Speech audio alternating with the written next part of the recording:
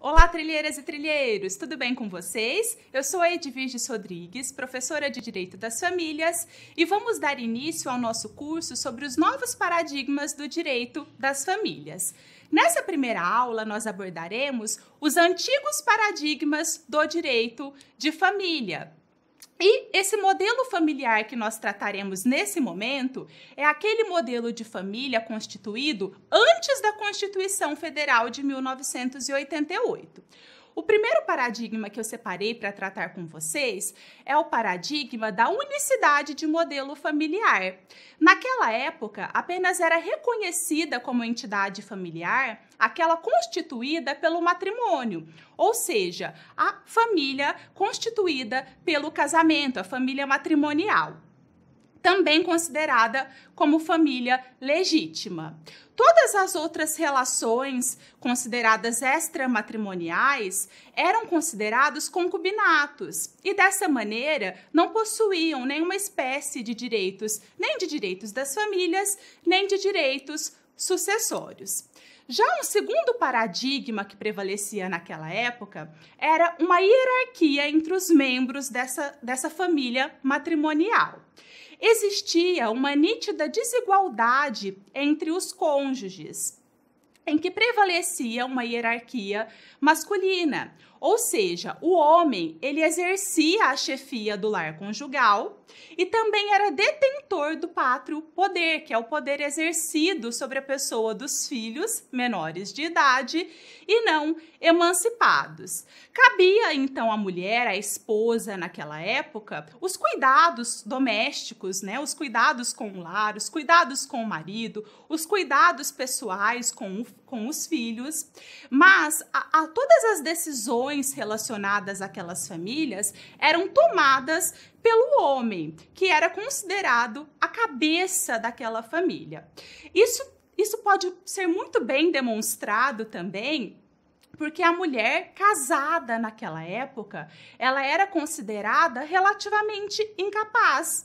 O Código Civil de 1916, no artigo 6º, ele considerava a mulher casada como relativamente incapaz. Então, ela era submissa, ela deveria responder ao seu marido e todas as atividades que ela fizesse, ela deveria ser assistida, então, por esse marido. É claro que essa situação, ela teve uma modificação com o Estatuto da Mulher Casada em 1962, mas ainda assim, através dessa legislação, a mulher readquiriu a sua plena capacidade, mas ainda assim, essa desigualdade entre os cônjuges, entre o homem e a mulher, ainda prevalecia naquela época.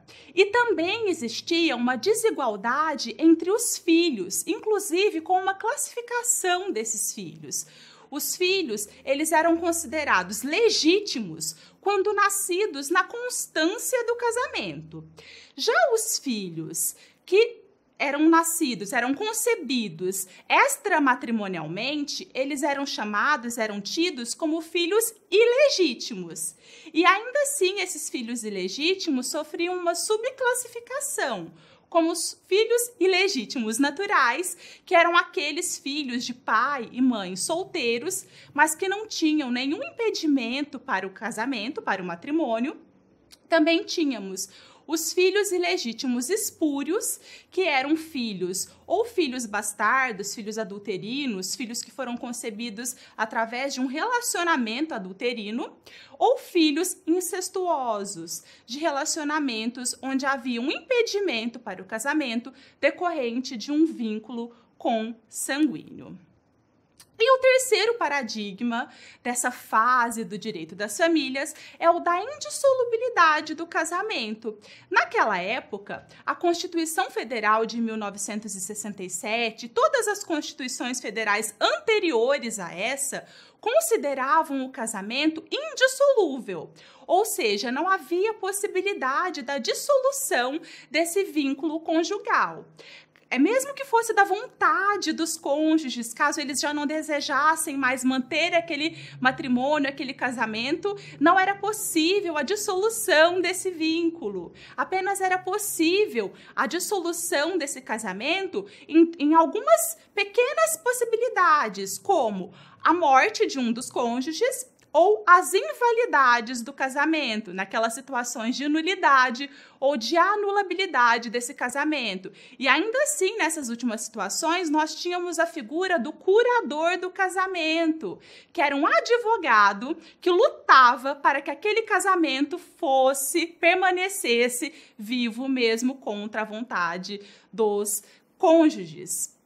E naquela época, nós tínhamos, então, um instituto chamado Desquite, né? O Código Civil de 1916 estabelecia que o desquite ele colocava fim não ao vínculo matrimonial, mas sim à sociedade conjugal e, consequentemente, ao regime de bens, aos deveres conjugais e à vida em comum. Mas qual que era a consequência disso? Os casais, quando se desquitavam, como o casamento ele era mantido, eles não poderiam constituir novos casamentos, né? Então, dessa maneira, nós tínhamos o predomínio, né? A instituição família, ela prevalecia, inclusive, acima dos interesses dos membros daquela família.